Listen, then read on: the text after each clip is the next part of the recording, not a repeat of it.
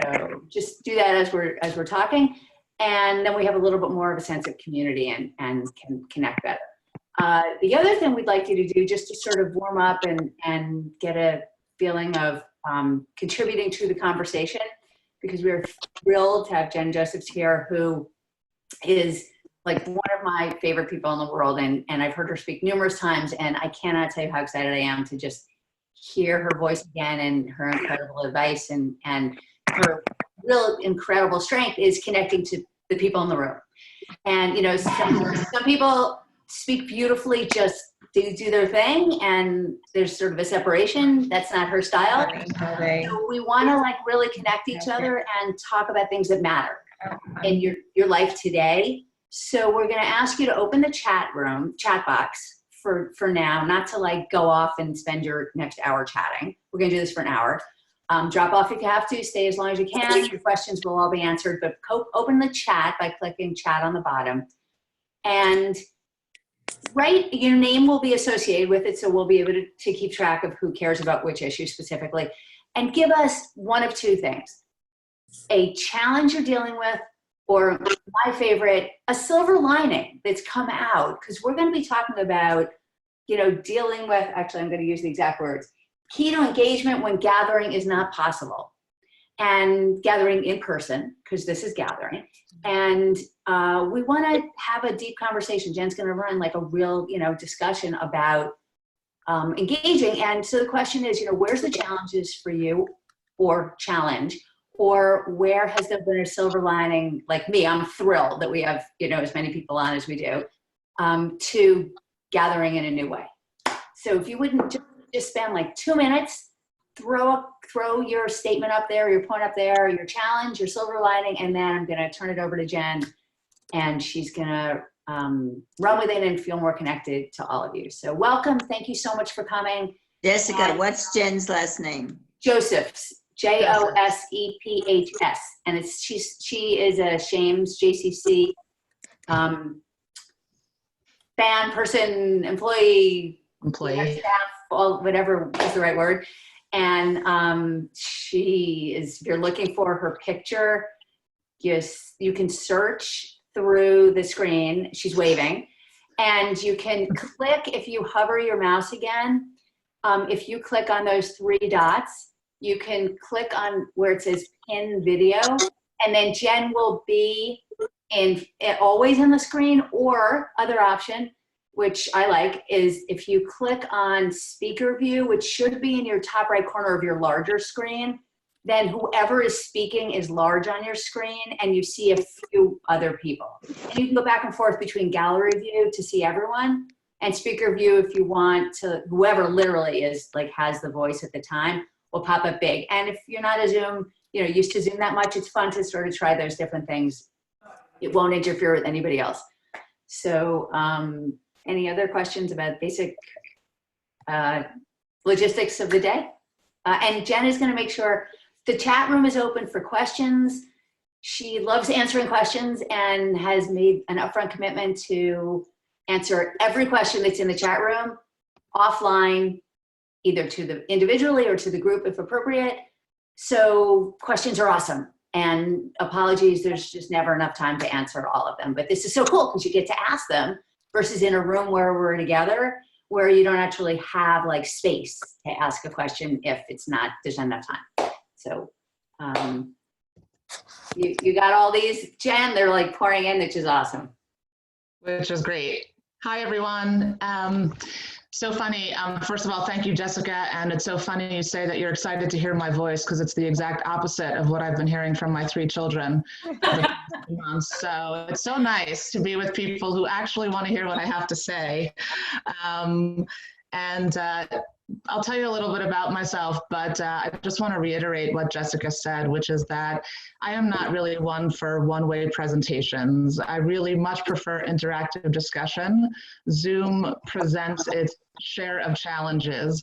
So those of you who can stay on camera, I would ask that you not just stay on camera, but that you really give me those facial expressions. You know, if you're like, ugh, I will get the picture and I will shift gears and respond appropriately. And if you have questions, I understand that there is limited attention span, especially on Zoom. So we may not get to all of those questions today in this open forum, but by Monday morning, I will respond to every single question that comes in to the best of my ability. So please feel free. The chat room is recorded, so nobody has to take notes. There'll be a copy of what's there, which can be sent to me. So before I really get started, I just want to thank WJC for asking me to be part of this. I am always blown away by the caliber of professionals and lay leaders in the Westchester Jewish community. I feel so blessed just to be a part of the community, never mind have the opportunity to be in conversation with you this way. They are a gem full of resources and have helped me professionally so many times. And I'm really grateful to be part of all of your community, and especially thanks to WJC. And thanks to all of you who are joining as well. Hey, Jen, I'm sorry to bust in. A bunch of people missed this message.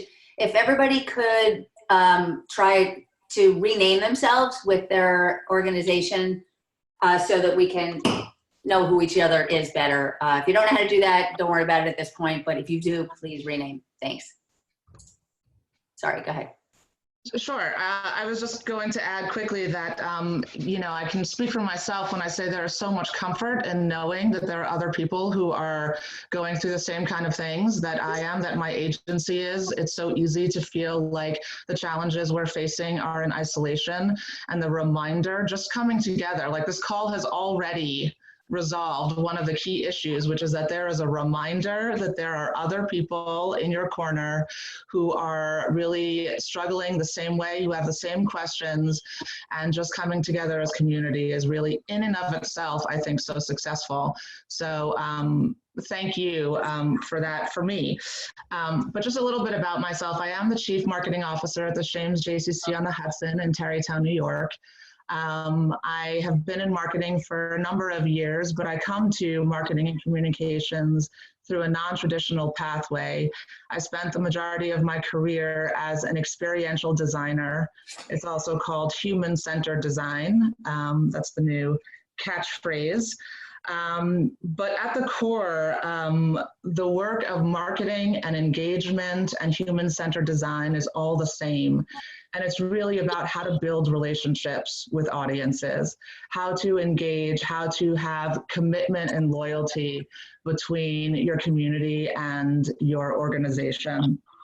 I've designed experiences for lots of places. I'll throw out a couple that maybe you've been to or seen: the Naismith Memorial Basketball Hall of Fame in Springfield, Mass., the NCAA Basketball Hall of Fame in Kansas City. I did a space center for NASA, the first tribute to 9/11, St. Paul's Chapel downtown. I've done virtual children's libraries. I've done some corporate work with Best Buy, other corporations. So a lot of experiential design. In addition to that, I know many people on the call today are representing synagogues. I was, a couple of years ago, the synagogue member that skits are written about. I chaired 11 committees at once, board, and I am still, while my work schedule prevents me from doing as much as I did, I am still incredibly involved in my own synagogue, and it is a central and center point in my life. So I can certainly relate with many of you on that level. I also have a degree from NYU in Arts Administration. But today, we're really gathered to talk about engagement. I know that that's top of mind for the particular people joining this call today. And I have some really good news. Really great news, which is very rare these days. And the great news is that we are best suited to deal with the crisis that we find ourselves in. We as Jewish organizations, I strongly feel, are best suited, even with the financial impact, the substantial financial impact that this is having on us individually and collectively. I think we still remain set up to not only survive this, but to really lead and to flourish. And there are three reasons for that. First of all, Jews are set up to deal with abrupt change. It's kind of our bag, right? Pushed out of what we know, of our comfort zone, of the life that we know, instantly on a dime, and being told to sort of move forward into unknown territory. Man, that's what we do. And we don't just survive it. We do it exceptionally well, and we have time and time again.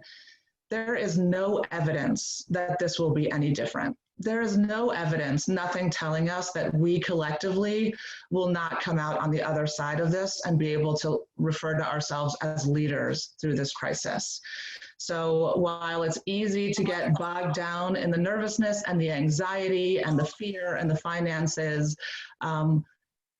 our history tells us otherwise, and there's no reason to think of anything else.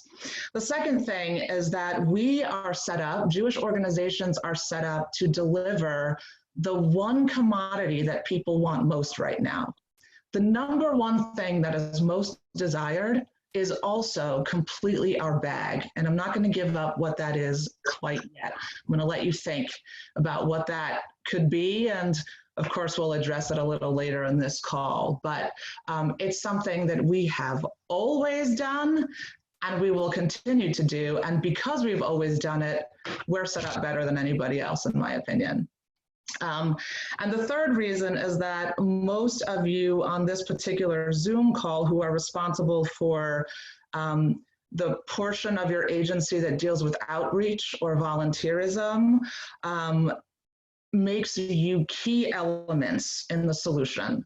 Basically, how to engage and what is needed in the way of engagement, you are the critical people who can deliver on that. So again, I'll get back to that. I'm going to let your minds run a little bit and think about what those things might be. But before I do, I'd like to ask you all a question. And if you have heard me speak or been in conversation with me before, I'll ask you not to cheat and give up the answer. But the majority of you who have not been with me before, please take the time to write down on a piece of paper for yourself. You're welcome to share it in the chat room, but you don't have to. But I ask that you do actually write it down so that you can look at it, the answer to this question. The question is, what were your hopes in attending this Zoom call today? What did you hope to get out of it? Or what do you hope to get out of it? I'm going to give you a minute.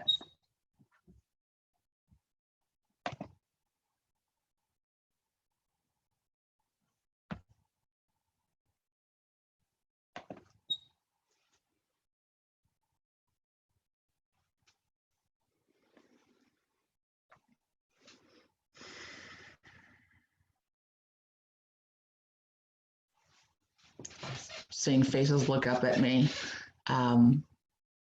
Okay, so I'm going to take a wild guess here, and I'm going to guess that not a single one of you wrote down that your hope for today's Zoom call is that WJC feels good about their offering. Am I right? Not if I'm right. Right? I'm going to guess that no one wrote down that you hope that I provide a presentation that makes me feel good about myself today. That I feel good about my work. I feel good about putting on this blazer. First time in 2 months.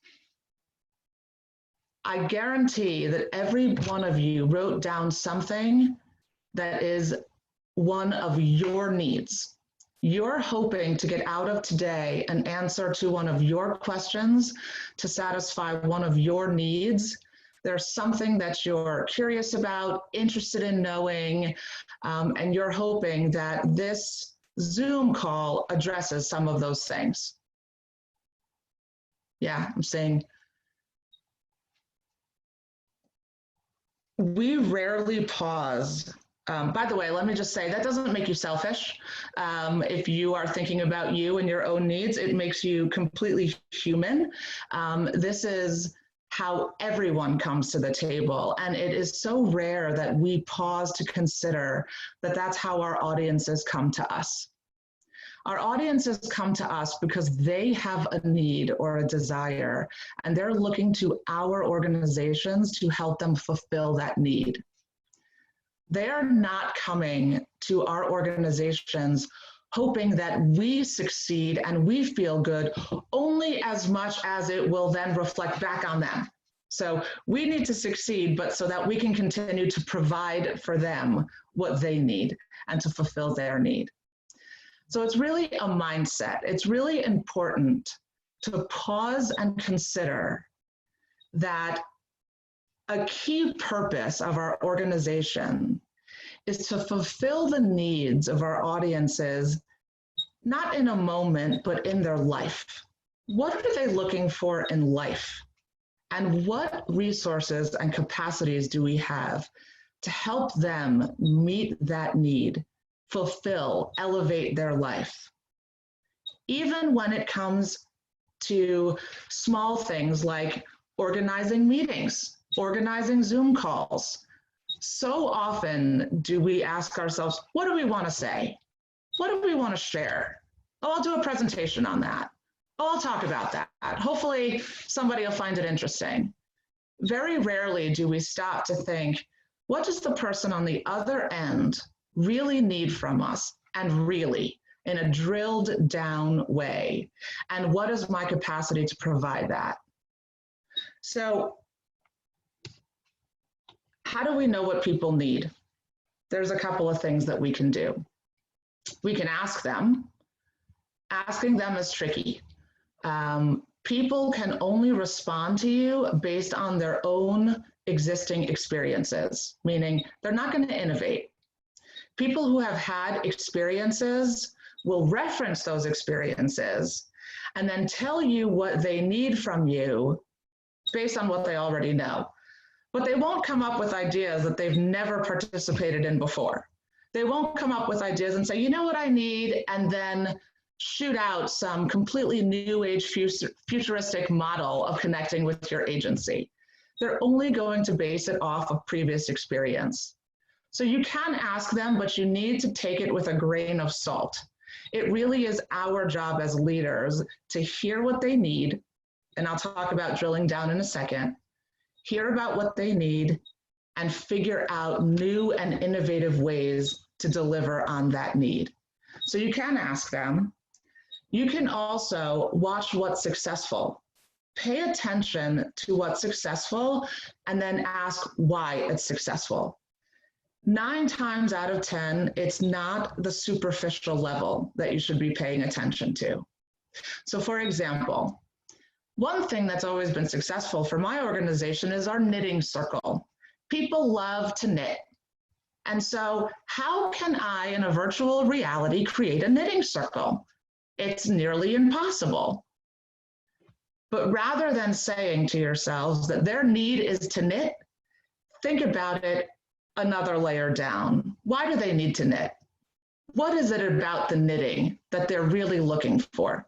They can knit in their living rooms and make hundreds of blankets without ever attending a knitting circle. So why are they coming to this knitting circle? What is the need that we are able to provide for them that they can't provide for themselves? And oftentimes it's about connection. Oftentimes it's about connection, and more than connection, it's about a platform to share a bit of who you are and be heard. I want to say that again because I think it's incredibly important here. 9 times out of 10, what people need in the way of engagement, and I just want to be really clear, we can have separate discussions about running agencies from an operations perspective or a financial perspective. Today, we're really focused on engagement. And I want to put that out there because there are other issues and things to contend with. But from an engagement perspective, what people really need is an opportunity to share a bit of who they are and to be heard. This is why already in the chat room am I seeing that people are saying that one of the challenges is people are becoming wary of Zoom. Zoom is maybe, in some people's minds, a platform for connection. It is not a platform for people to share a bit of who they are and feel heard. It's one way, typically, or at least that's how we've been using it so far. So far, we've fallen into this one way. Well, as you think about going about your life, all the interactions you had before COVID, how much of your life that you felt fulfilled by, enjoyed, had a good time was one way? Very little. Sorry. Is there a question? No. The opportunity for two-way conversation is really the key to engagement. And one of the reasons why I said earlier that we as Jewish organizations are most set up to do this is because this is what we've always done. We have always thrived in building relationship with community. And it's so easy to use brick and mortar, meaning having a building or a program, as a crutch, and to think that that's the thing that we're really offering people, when that's just a vehicle to offer people what we've really been offering them all along. Whether they're coming to a Shabbat service, whether they're coming to a knitting circle, whether they're coming to a meeting, whether they're coming enjoying your treadmill, all of those things are a vehicle to getting what they really need, what they're really looking for from your agency. And that is connection, relationship, the opportunity to be in conversation, share a bit of who they are. We can all agree that all of our agencies that have offered programs but have an audience of people who don't feel connected, those people leave. How many meetings have we been part of?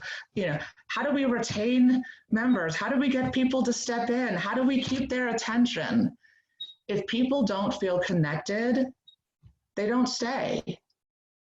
And so all that's changed in the wake of the COVID pandemic is that there's been a magnifying glass put on all of those needs that people have always had and continue to have, and now it's just more apparent and obvious. That need for connection, that need for being in two-way conversation. So what can we do to do that? What can we do to continue those kinds of things?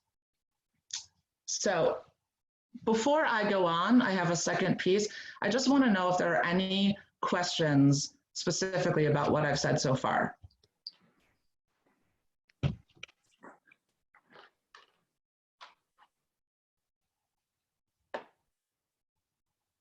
Nope.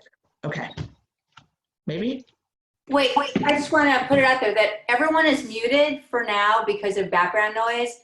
You can unmute yourself, or you can type a question into the chat box, or there is a raise hand feature on the participants. If you click on participants, there's a little button that says raise hand. So any of those ways, Jen really does want to make this a conversation, so don't be shy.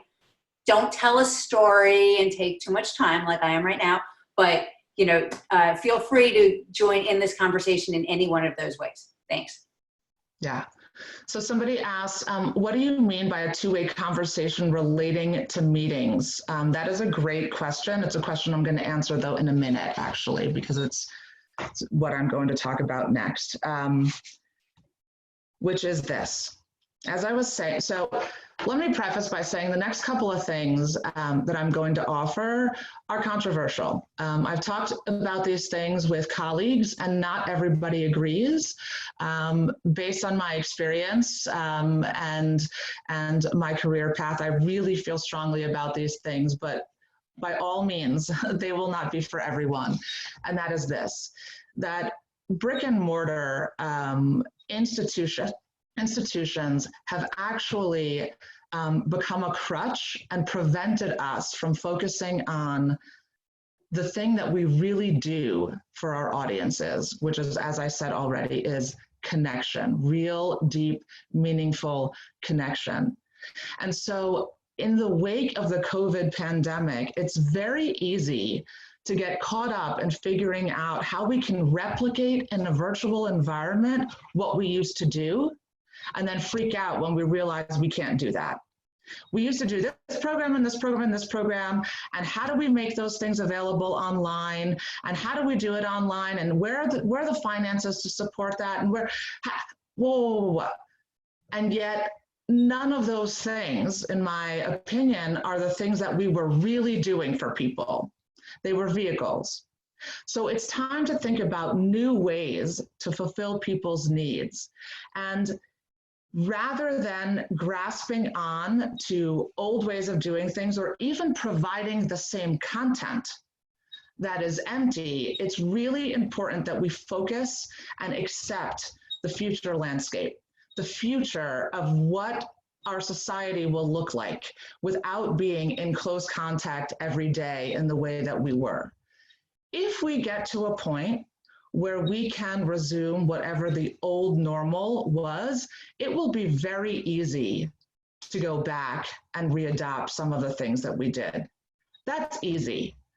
So rather than spending a lot of our limited bandwidth on figuring out how to maintain those programs and how to maintain those kinds of offerings that we had, a better use of time would be how to completely shift gears, accept that we are overnight in a new landscape of engagement, one that will not necessarily include in-person close contact. Again, if it does, it's gravy, it's a bonus.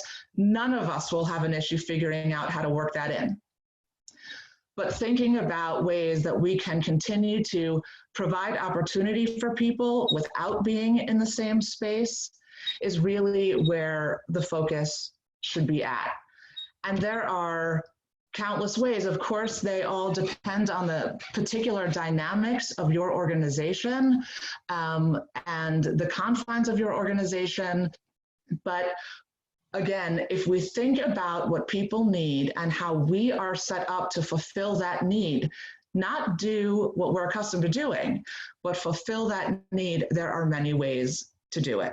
So I'm going to offer a couple of really practical examples, and I'm going to answer Gigi Zeller's question here about relating to a meeting. One of the things that is an issue, like with a meeting like this, is that it's not a meeting.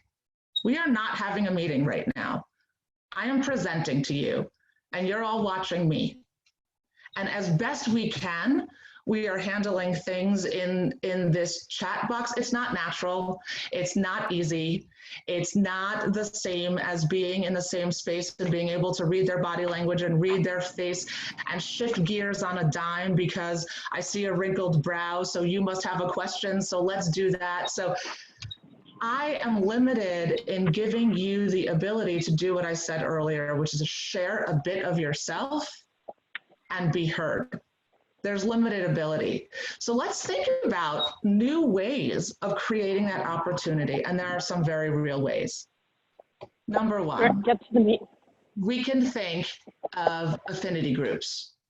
Rather than calling the same groups of people together as we have, which are oftentimes very large, we can really subdivide the groups that we have been meeting with, separate them into groups of like-minded individuals, and have smaller group discussions and meetings that comes with an invitation to share. An invitation that what they have to say is equally relevant and important as everybody else that's joining the call, as opposed to a large-scale presentation. It sounds very simple. It sounds very obvious. Believe it or not, people are not really thinking about that, that I've seen, to make things smaller and more direct. Second one, changing the voice of whether it's your committee that you're responsible for or your agency.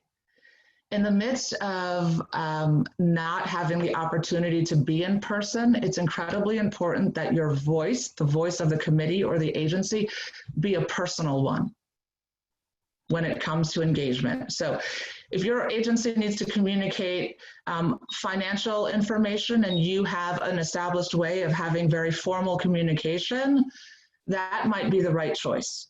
But when it comes to engagement, many of us use a sort of formal voice for the agency or the committee.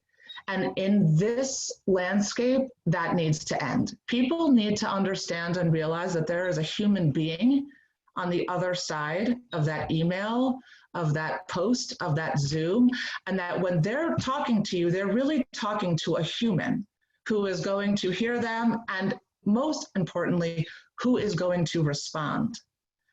Organizations that are very large are very scared of this. How can we respond to everybody? How can we possibly satisfy everybody's needs? How can we possibly... You are most set up to do this because you oversee the outreach or volunteer committees at your organizations. My understanding is that that's the majority of people that are on this call today. And it is those volunteers that can work on behalf of the agency. That is one way to volunteer, which is to do the outreach, to make personal connections, and to follow up with people and respond. It's okay to not have the answers. It's okay to express to people that you don't have the answers. It's okay to encounter people who are disgruntled and upset with your agency. The act of reaching out and having them understand that there is an actual human being behind the name of the agency overrides all of the concerns that I just mentioned. That's a second one. Third one, really old-fashioned, but super successful, are phone calls. Calling people, and it's not the first phone call, it's the second one. So lots of synagogues, for example, have tapped their boards to make phone calls to all of their members. And the call is, hey, checking in, want to know how you're doing. In our educated Westchester environment, people know that the person calling them was provided with a list and that they're checking the box. They've made the call on their list and they've done their job on behalf of the agency and they're set to go. The first phone call is meaningful and it's nice. It's the second phone call that makes the difference. That you are following up because you genuinely care. And especially if during the first phone call, you can say, is it okay if I call you in the next week or two? Would you mind? During those phone calls, it's also incredibly important to share something personal. I don't mean reveal some deep, dark secret. I mean share something personal. Again, pushing the fact that there is an actual human being on the other end and not sort of this formal organization, agency that may have been the voice of your agency for the past months, decades, years, whatever it is. So to say, if you know that you're talking to, I'm making this up, if you know that you're talking to a family with young children, say, oh gosh, I imagine homeschooling is really difficult right now. I'm taking care of my mother and I'm finding that really difficult. So any kind of actual personal connection that you can make is incredibly important. Now, it may occur, or some of you may be wondering if there's real value in this. It's super time consuming. It doesn't necessarily go anywhere, meaning there's no specific end goal, right? You're not making an ask. You're not inviting them to something specific. Is it worthwhile? I say emphatically 100% it is worthwhile, because building relationships is the foundation of every single thing that we do. And the way to build relationship is to be in conversation with people and provide them an opportunity to share a bit of who they are and be heard. I can't say it enough. I can't say it enough. Another piece, things like Zoom calls. This goes to Gigi's question. What do I mean by creating a two-way conversation? So I don't know if you guys have read or have seen the TED Talk by Priya Parker. She wrote a great book called The Art of Gathering, which I highly recommend. She's another human-centered designer. There's a, I think, 10-minute TED Talk if the book is a little bit much. But She talks about not relying on old models and relying on what everyone else is doing and really crafting experiences and opportunities and invitations based on the need. And she uses this great example of a baby shower and how baby showers should be, you know, have games at them and people should come and bring gifts and it should be predominantly women. And then she asked a friend of hers what she was really hoping to get out of the day, what she needed to feel at the end of the day. And based on her answers, completely reconstructed, recrafted what the baby shower is, what it looks like, what the offering is, and it had hardly any resemblance to a traditional baby shower whatsoever. And I would encourage you to start thinking that way. Whatever kinds of offerings, programs, invitations you've been using, and even those that you see other organizations using, put them aside. Really think about who your members are and what they need and create invitations based on that. So just because everyone's Zoom crazy and gung-ho with Zoom, and Zoom is like the next best thing since sliced bread, it's so easy for people to say, we should have a Zoom, and we can host a Zoom, and let's do it.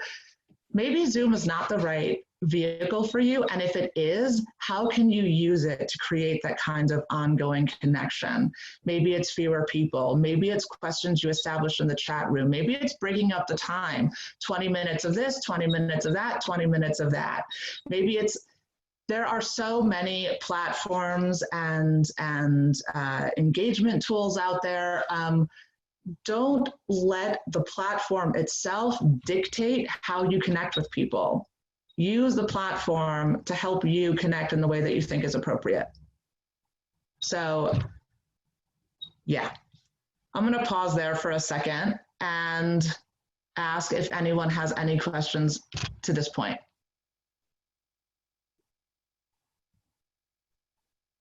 Yeah, I see one here. One thing I've noticed during crisis is that Jewish World is replicating online. One issue we've had in brick and mortars, overall audience that is too small. This can actually be worse online since it's less costly.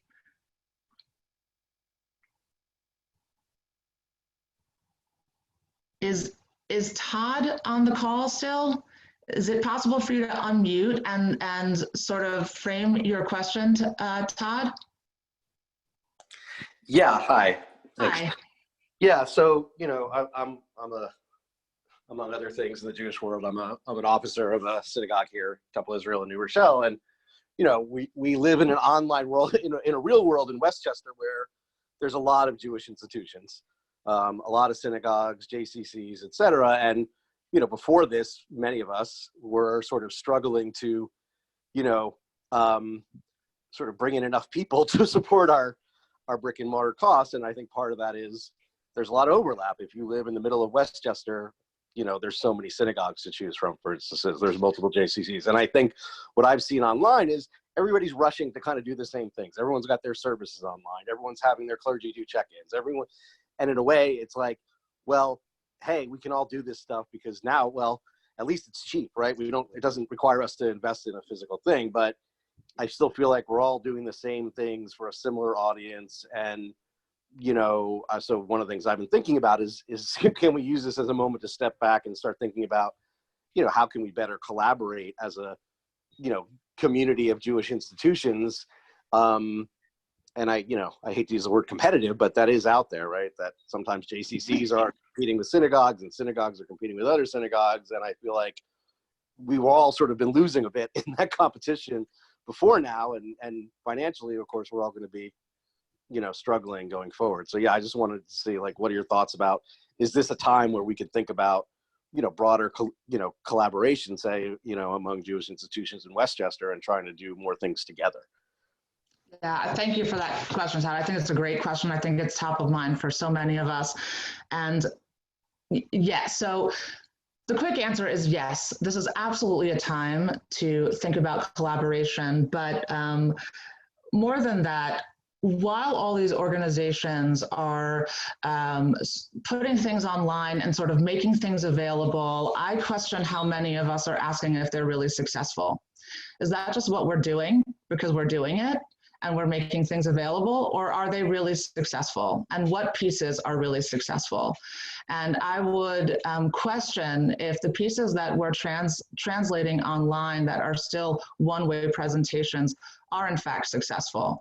And so more than collaboration, which is so incredibly important, there's this idea of being a connector agency between your community and the resources that they need. And maybe another agency is better set up to provide those resources, whatever they are. But there is nothing wrong with putting a stake in the ground and saying that one of the things that you do as an agency, one of the things that you can successfully give to participants and really help them fulfill their need is by connecting them to other agencies. There are people who are very concerned about, as you said, Todd, what they're calling competition. There is no competition if your audience feels fulfilled by your agency, period. I'm going to say that again. There's no competition if your audiences, the people who are coming to you, feel fulfilled by your agency. And if your agency is helping them feel fulfilled by connecting them to Kaplan JCC or Oshman JCC or the synagogue down the block, they will build relationship with you. I strongly believe that. I've seen it happen. It is a very scary thought. It is a very scary thought. If they go somewhere else, they'll be wowed and wooed by their offerings. They'll leave us. They'll go be with them. That'll be the end of us. It'll be the mindset that you are responsible for helping them get what they need will trump the offering at the other agency. They may do both, but it is very rare that somebody walks away from an organization that helps them fulfill the needs that they have in their life. So yes, I'm a big fan of collaboration. I'm a big fan of being a connector agency. And I think connection is sort of this old-fashioned new wave, right? Like we are set up to connect people. We are set up to be resources for people. And I think it's time to make that part of the forefront of our mission again in this new landscape. I just wanted to say, this seems completely random, but I just want to throw in there that bingo is sweeping the nation. I don't know if anybody knows this, but bingo is sweeping the nation. Okay, why? But people love bingo? Really? I mean, my great-grandparents played bingo.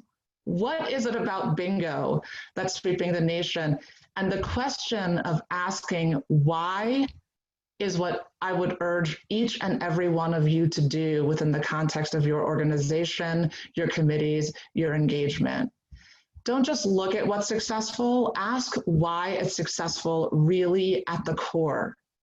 And bingo is something, it's fun, it provides levity in a time where there's so much to be depressed about and so much to be upset about. It naturally involves a two-way interaction, right? Who can't wait to yell out, bingo, I've got bingo, and everyone sort of recognize you for that, even if it's a moment. It's two-way, it's not one way. And it even, and this is only partially a joke, particularly for the Jewish community where culturally we are so accustomed to talking over one another, to be on these Zoom calls where only one person can talk at a time is culturally frustrating. Having opportunities where you are supposed to call out in the middle of something is actually giving people something that they really crave and need. And I know that's a joke, but it's partially a joke. So look at what's successful, not just what's being done. Just because some of the big agencies that have a lot of dollars and a lot of support are able to everything virtual and put everything online and take their content, doesn't mean that you should. really think about, is it successful? Are people showing up, and are they showing up for the long term? Are they showing up once because it's new and interesting and exciting, or are they showing up 3 weeks later when it's being offered again and again and again? What's the drop-off rate with the things that you're offering? So I'm thinking of like Meta and Engage volunteers as an example. People come together, they do, among many other things, an AFIA sort. AFIA, I think many of you are familiar with an agency that provides medical supplies to those in need.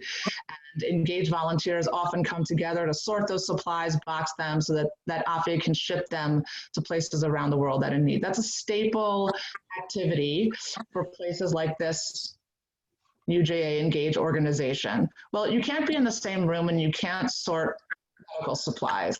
So you don't even have to make that virtual. What do you do? That's not even something that I could feasibly put online. So what do? What you do is you ask why people come to that sort. And the answers probably lie in their need to feel useful, their need to feel like they are giving back, and their need to be in a group of like-minded individuals with the same values. Those things we can absolutely replicate online or virtually. We can create environments for people where they feel like they are giving back to the community, they feel important. We can create environments where people are in community with other like-minded people, but the how we go about doing it looks like something else. It looks like something else.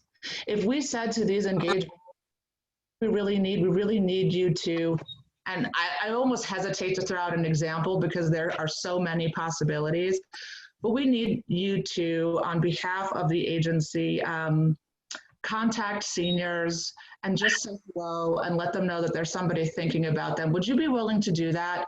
We really think that you could be of service, that you could be of service to your community if you would help with those phone calls. I guarantee you they would do it because that's what they're really looking for from their connection with this agency. It's not about the activity, it's about their need. Make sense? So I see that we're running low on time. There are so many things we could talk about and so many specifics, particularly when it comes to communication. But I'm going to ask again, as best as I can, if there are questions. I'd love to answer you specifically rather than just talk. So if there are any other questions, please type them in or unmute yourself.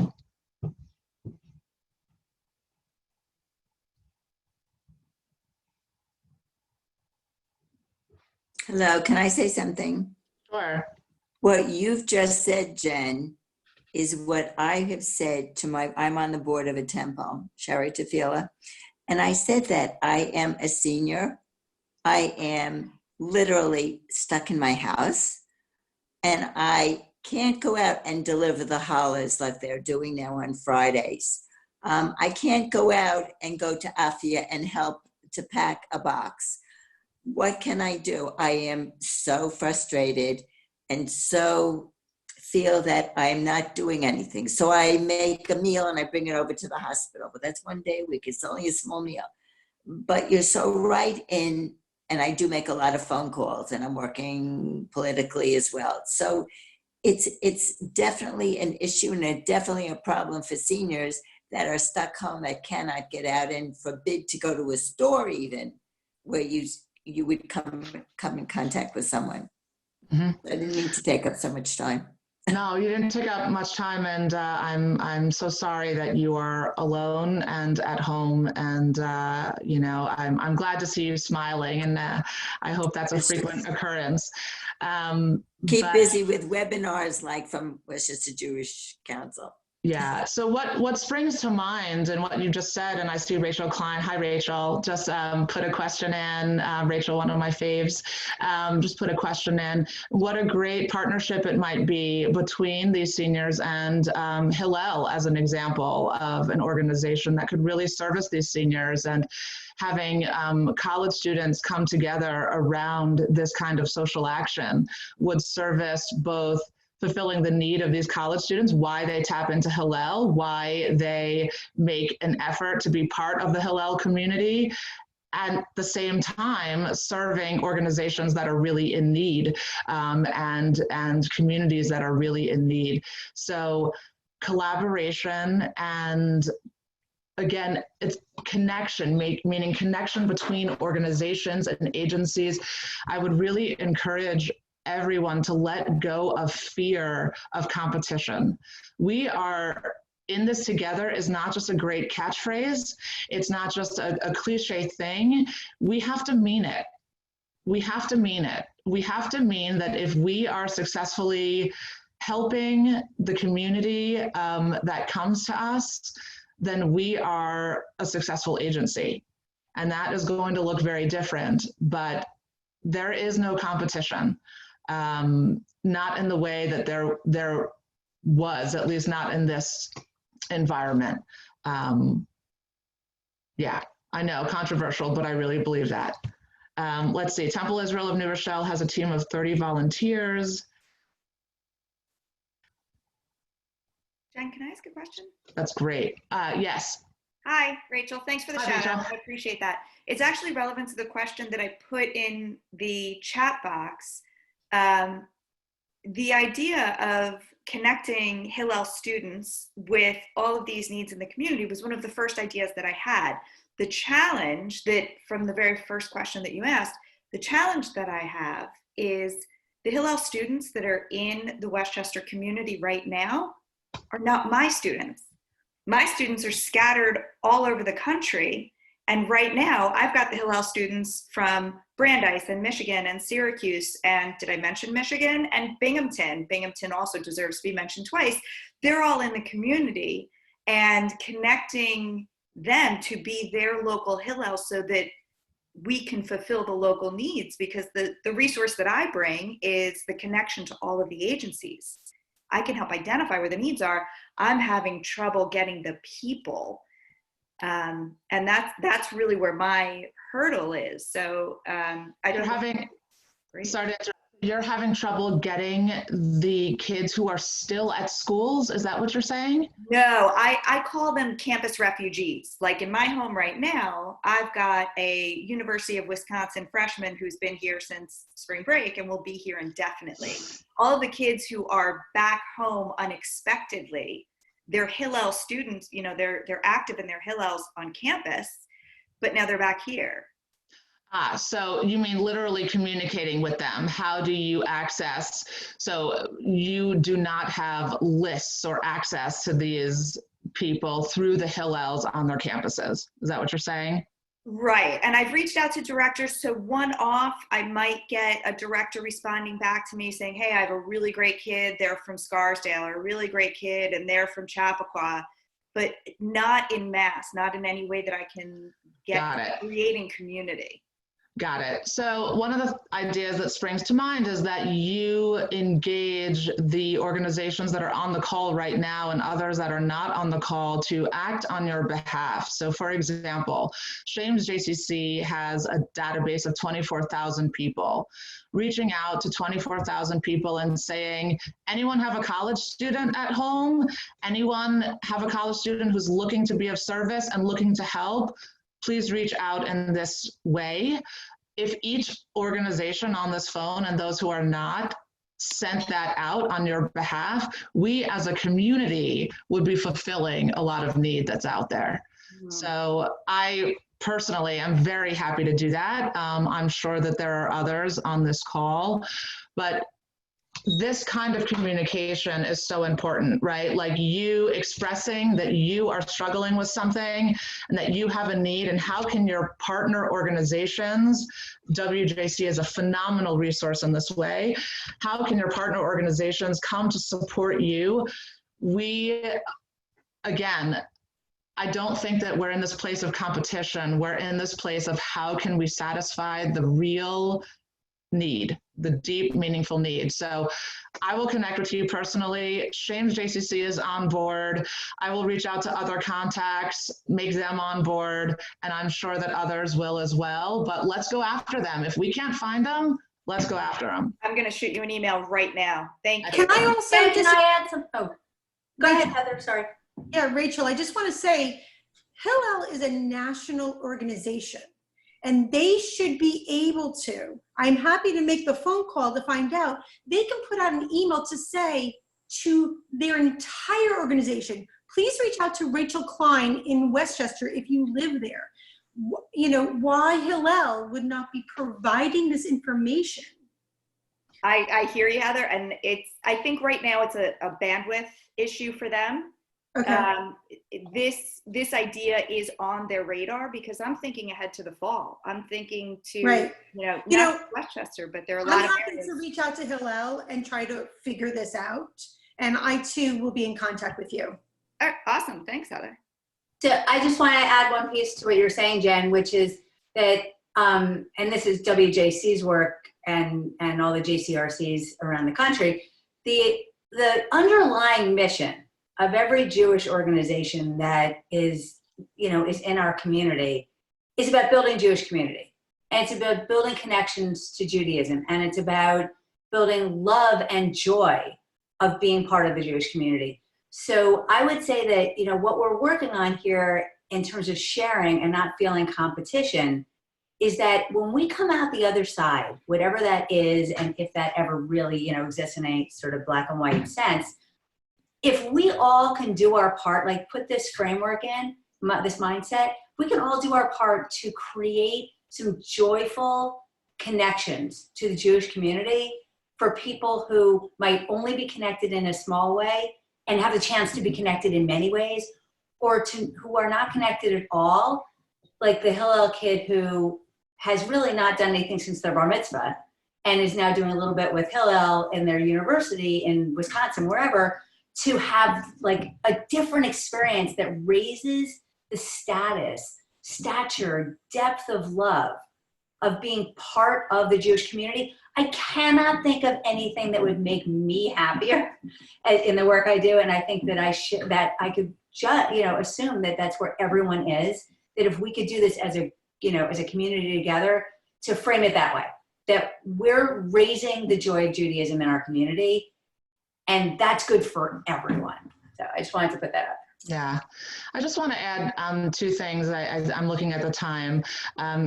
Just quickly, one is Giving Tuesday was this past Tuesday, and we at the Exchange JCC sent out an ask for other organizations.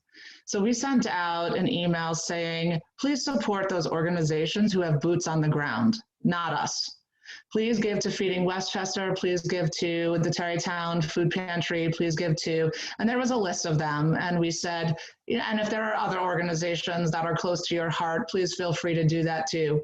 Of course, you can imagine many board members raising their hands going, what do you mean we're not fundraising for our own organization? What do you mean we're not asking for dollars to come into our own organization? That's crazy, how could we do that?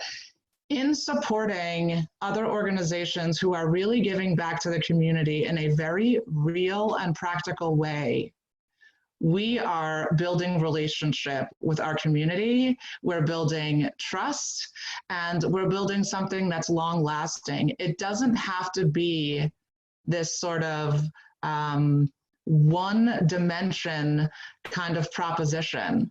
It's okay to work with, share, support, connect with, promote other agencies who are doing good work. And in doing that, you are doing good work.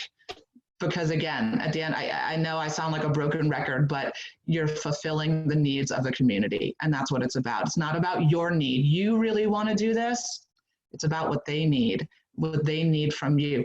People have always gone to organizations, but really they come through them. They come through an organization and they are either transformed or elevated in some way. It has nothing to do with the building that they approach or a particular program that they attend. The other thing I want to share, which is going to seem completely random, but I would be remiss not to share it just because I think it's a great tool, is that there are 2 online platforms right now that are connecting people who need food delivery with food deliverers.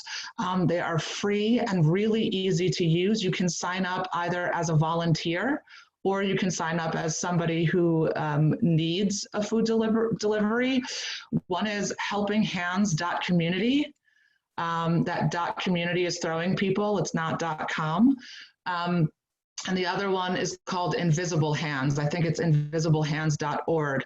The benefit of Invisible Hands is that it's also in Spanish. So if you are in a community where there are Spanish speakers, that is helpful. But they're both very simple software platforms. Invisible Hands also has a phone platform, but you can basically sign up as a volunteer. So you as an organization or as a committee chair that oversees volunteers can encourage your volunteers to use these platforms to sign up to be a volunteer in your local community. And you can also connect members of your audience, your constituents, to sign up to be recipients. And this platform will do the work. Somebody will sign up to deliver food, somebody will put in a request, and it will happen. You can also make requests on behalf of someone else. So for example, I was talking to a senior in our community the other day. He's 97 and a half years old, not computer savvy, looking for food delivery, having lots of trouble. I was able to use this platform to make a request on his behalf and even pay for it on his behalf. So again, I apologize if that's a random tack on, but they're such great platforms. I just wanted to share them with you all.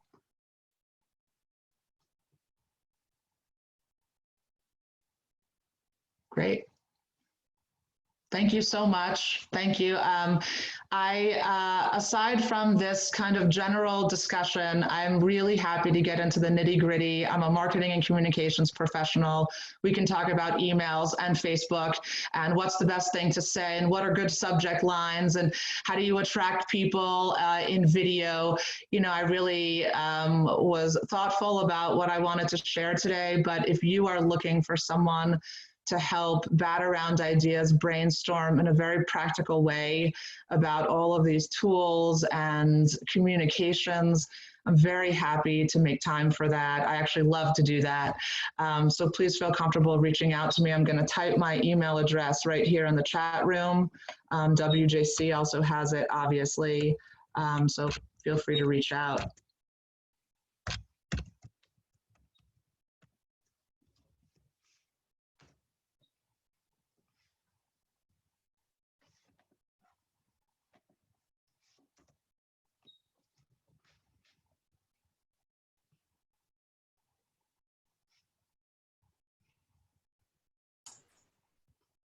So Jen, do you want to wrap up? I want to open the room for a minute for any last questions or interest in what's next. Does anybody, you know, I threw something in the chat about, you know, is anybody interested in, you know, how powerful was, I just have pages and pages of unbelievable notes, and I've heard you before.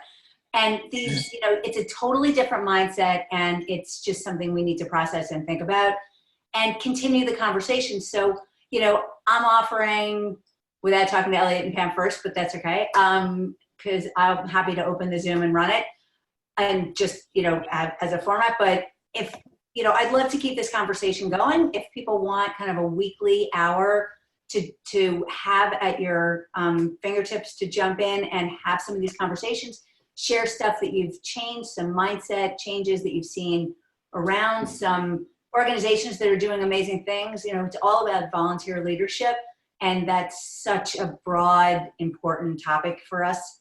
So, you know, I'm not asking you to say yes or no now.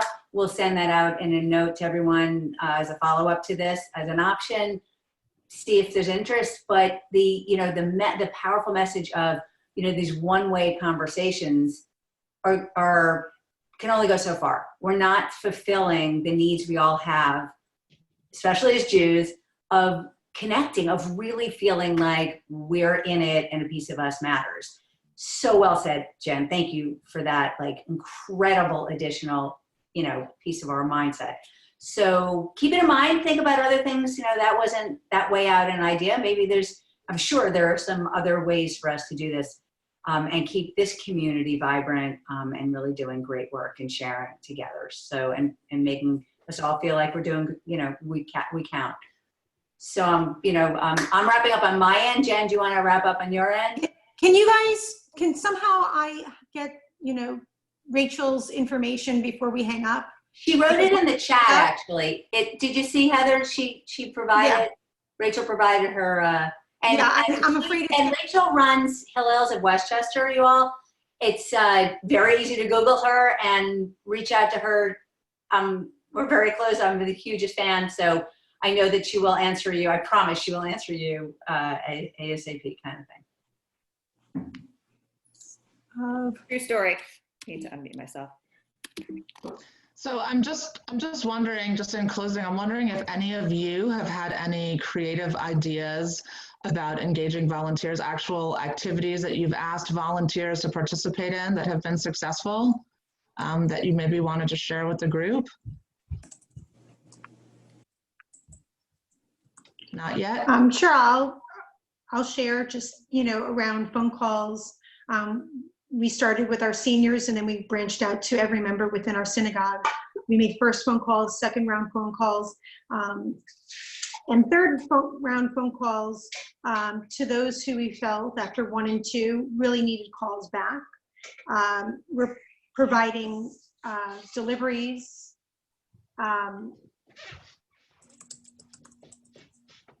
You're muted, Heather. There you go. Anyway, we're just trying to support our members, and in supporting them, it's calling people who actually want to help. And the funny part is that it's the seniors who probably need the most help, but all they want to do is help.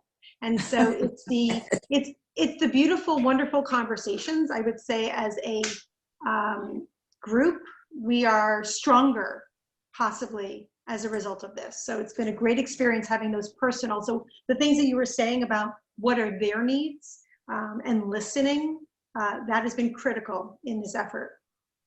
Yeah, that's great. It's amazing. You will never go wrong when you always start from a place of what is the deep need that the person in front of you has. When you think that you know the need, ask why. When you think you know that, ask why again. And when you think you know that, ask why again. It's the drilling down. Is it, they're coming to us for knitting. Okay, well, why are they coming to us for knitting? Well, they like to be in a room with other people. Well, why do they like to be in a room with other people? Well, it gives them an opportunity to, connect. Well, what does that mean? Why do they like to? You keep digging down, and at the core, there will be something that is very addressable regardless of the landscape that we're living in, regardless of the limitations that we will continue to have because of COVID, because people have human needs, and human needs can be met with other humans. It doesn't matter what the infrastructure looks like. So I'd encourage you to come to the table, be creative. I can help with those. It's difficult to do it with a large group, but in a one-on-one situation, brainstorming, coming up with ideas within the particular confines of your committee, your organization. It's time to really stop lamenting what we had and really think about what we're going to do going forward and what it's going to look like going forward. So that can feel really exciting as opposed to depressing. And I hope you'll think of it as exciting.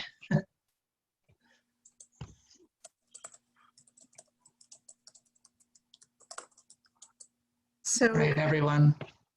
Yes, sorry. I can just share. I mean, we're also doing the phone calls more than once. I mean, we've got several people making phone calls, and they make them weekly or twice, however often they need to be made. But in terms of meeting the needs of people who want the social connection, our sisterhood sponsored a matzah making online Zoom, and we had families coming we had a lot of people who put their laptops or iPads in the kitchen and brought out the flour and the rolling pin, and it's Fantastic. and it was also fun. And I was surprised. I thought people would say it's too much work, but we sent out the list of supplies ahead of time and people knew what to do and the recipe. Anyway, it was children with their parents and then parents on their own and the older people. Our challenge is for people who don't want to use Zoom or so, they feel some of them are worried about like security issues. Great. Yeah. Able to, so our challenge is in all aspects of the temple that I've seen so far is getting the older people to trust the technology and get involved. And some of them are holding firm that they're not going to go and use this. I don't know what to do about that. Are they not using Zoom or they're not using any technology? So they'll use like email, right? Or text. One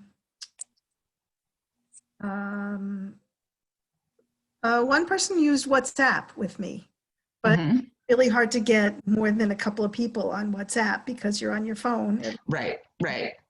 So she was more comfortable on her phone doing that, but yeah. Right. But so, I mean, I think the obvious thing is that if they are using email and that's where we're comfortable, then we need to be doing everything that we can to meet them where where they're at rather, and create email content specifically. And maybe you haven't done that before. Maybe that's not been part of the, sort of marketing list of things that you've done. But at this point, it's so important that an effort be made to engage them and meet them in exactly.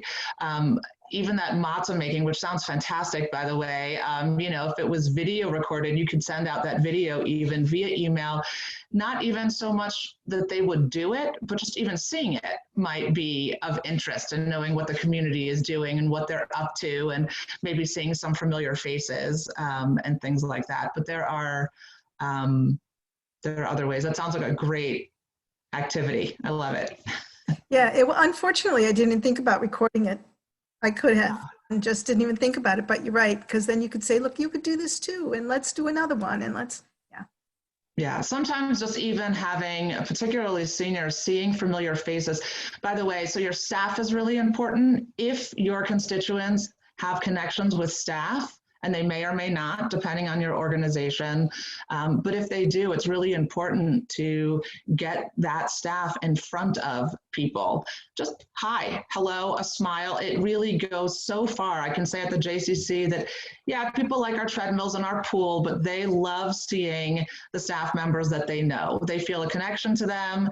They feel like they know them, like they're friends. So it's been really important for us to use our staff to continue that connection, continue the relationship, and not have someone else step in and do that job instead, but have it sort of be their assignment that they're responsible for connecting with those people with whom they have relationship. But anyway, that's a great activity. I love it. I'll tell you, Sherry Tefila also did a video to make falafel and pita and hummus. And it was recorded, and you can go to the Sherry Tefila website and you can view the video. And you were talking about bingo, and they are going to do bingo with our temple community. It will be wildly successful. I promise. Mark my words. That's great. That's great. Anyone else thinking about things outside of the box? We have one that's not only outside of the box, but also outside. Starting next Friday are the first graduations for our students. And this goes for celebrating any major life event. We're organizing drive-bys for people who are local, and we're going to be stopping at their houses and doing front porch portraits for graduation. And oh, wow. Trying to create something, so drive-bys are still safe. Thanks, Jess. Yeah. That's wonderful. We're doing a similar thing for our ECP graduation, and sort of parents are doing a drive-through receipt of diploma and thing, you know, little four-year-old preschool diploma. But yeah, I mean, that certainly is creative and new ways of thinking about things, and I'm sure will be potentially even more meaningful because of the thought and the effort and the direct connection that it's going to involve. So that's amazing. I have one to add that we haven't tried yet, that my husband actually came up with this morning, because our son is graduating from college in a couple of weeks, and there's no graduation ceremony until August at their school. And we were like, how do we make this feel like it matters? And we were just talking about creating a basket of future forward things, you know, from books like what color is my parachute, you know, in terms of where they're going to, the lawn sign, and whatever it fits in the basket. So it maybe, you know, there's some community-wide thing we can do to offer either suggestions or an actual service for people, because people don't do everything themselves, to think about, you know, all these graduates, it's around the corner, but all these graduations, whether it's from preschool or it's from 8th grade or it's from even just this year, for all these kids who have made it through 3rd grade, 4th grade, 8th grade, 10th grade, whatever the heck it is. And some, you know, banners or something that we as a community can make it easy for people to process and get and whatever, as opposed to ignoring it and letting these milestones pass in nothingness. So. Yeah, I mean, I think, Jessica, I think what you're hitting on, which is so right on, is that these days, these kinds of ceremonies and things are all about acknowledgement, right? That the work is done, people have finished their high school requirements, and it's all about acknowledgement. So what can we do as communities, like you were saying, to acknowledge these folks? If you are responsible for outreach and volunteer committees, the majority of you on this call, how can we leverage our volunteers to acknowledge our preschool seniors, our high school seniors, our 8th grade seniors? Talk about what activities can volunteers do when they can't be in the same room. That seems like a perfect, prime, and meaningful example of one way we can think differently. And instead of, as I'm saying, grasping on to how do we, you know, get the graduation to look exactly like it looked, kind of move forward in the landscape that we're in. I could absolutely imagine a group of volunteers coming together and making that really special for seniors. I mean, in Byram Hills, in our school district, I don't even know who did it. Nobody's figured out, it hasn't been posted that I saw who did it, but they organized, they got caps and gowns for everyone. They got a lawn sign, a generic one for every senior, and dropped it off at every home. And the posts, just the kids are putting them on, standing in front of the lawn signs, sharing the pictures. Like, it's always volunteer based, you know, and it made people feel so special. Yeah, and you, from a marketing perspective, just for a second, you can't do better than that. Right. If your name, your brand is associated with doing that kind of work in the community, even if it's in conjunction with 10 other organizations, 50 other organizations, you can't sell your brand better than doing something like that. That's like marketing gold. So for so many reasons, because it's the right thing to do, because it's a good thing to do, because it pushes our values forward, because we want to, and because when you're in front of the board, you can say, it is successfully selling our brand, and it is.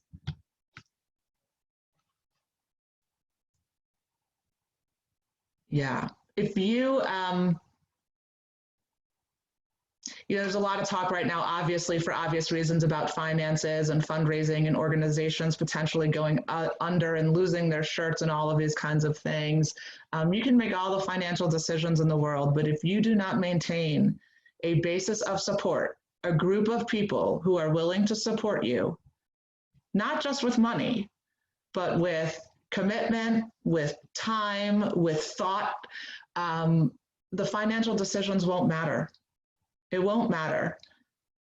So it's so incredibly important to engage and continue to build relationship and even make it a priority, I would argue.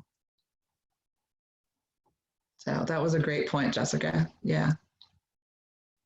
Does Jessica ever make a bad point? I don't think so. Never.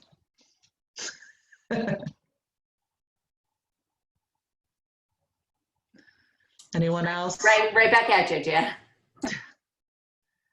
I want to be sensitive. I know that people, particularly on Zoom, and I can speak for myself, that attention spans are even shorter than they are in in-person meetings, and I don't want to keep anyone longer than they have capacity for. Again, I'd love to invite you to reach out to me on any level, whether it's engagement, marketing, communications. I'm happy to hear about your particular parameters, your particular dynamics and constraints and questions that you might have. And to the best of my ability, I certainly don't have all the answers by any stretch, but to the best of my ability, help you brainstorm and navigate a little bit. So by all means. Can I just ask, you said that this was going to be recorded? Did you say it was going to be recorded and we can see it again? Jessica, is that right? It is being recorded.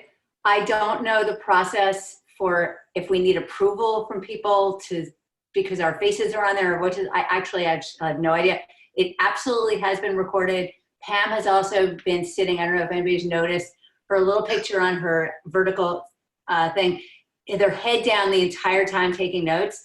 And she's unbelievably awesome at sharing the minutes in a really beautiful way. So I don't know if you're looking for the content or you're looking for a picture of people or something, but you will get the minutes, which will give you, a tremendous amount of detail. So what is it that did you want? I was trying to get Jen's presentation. So I don't know if it's been recorded with just Jen's face on the screen. No, it's been recorded as an overall. Got it. Okay. But the notes, but everything Jen said is, or what the gist of what she said is surely going to be in Pam's notes, and then so you'll have all of what's been said. I'm just wondering for people who couldn't join. Yeah, I mean, you can share those minutes, and next time hopefully they can join us. But I don't know about the recording. Sometimes the reality is, how many times do you actually watch things after these recordings? After like, oh no, I'm going to share it with somebody who couldn't be on it. No, I know, but I mean, how many times are people actually going to do that? They're more likely to read the minutes, right? Heather, I just want to say, about the recording. Heather, and I have to say, I am much better in conversation anyway, and I'm happy to, much better, and I'm happy to talk to whoever you have in mind. The minutes couldn't capture the delivery of what you gave. Yeah. So thank you. Sure.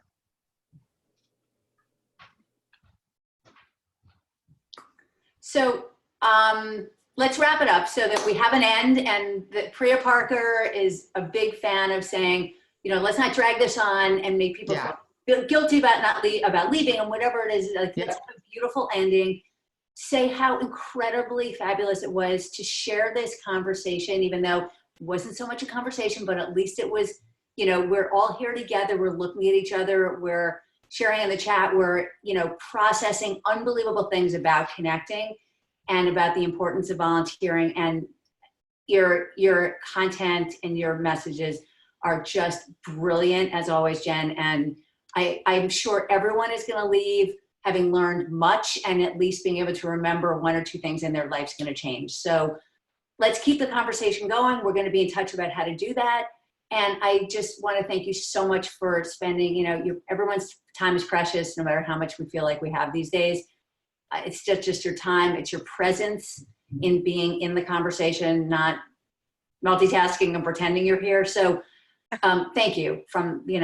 This is what WJC does and wants to do. And yes, Jen, I was actually thinking about WJC and you and whatever. And I hope we all did greatly gain from this experience. And I hope each of you did as well.